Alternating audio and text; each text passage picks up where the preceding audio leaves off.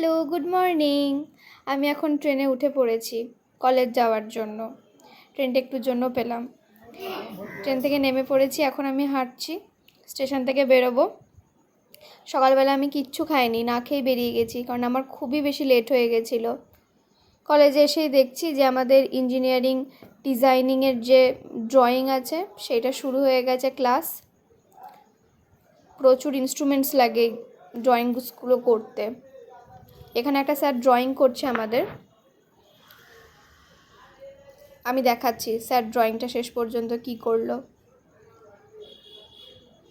এখানে অ্যাকচুয়ালি আমাদেরকে স্যার এখন যেহেতু নতুন নতুন ক্লাস হচ্ছে এখন, তো স্যার 1 2 এইগুলো কীভাবে লিখতে হয় উইথ আ প্রপার ওয়ে সেটাই আমাদেরকে শেখাচ্ছে।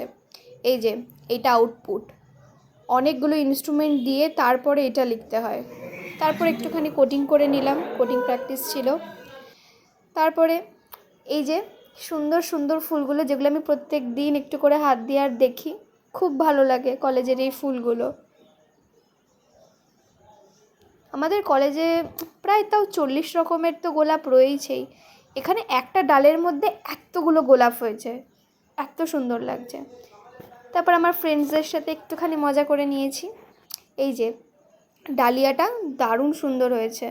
তারপর আর কি, বাড়ি ফিরে এলাম, টাটা।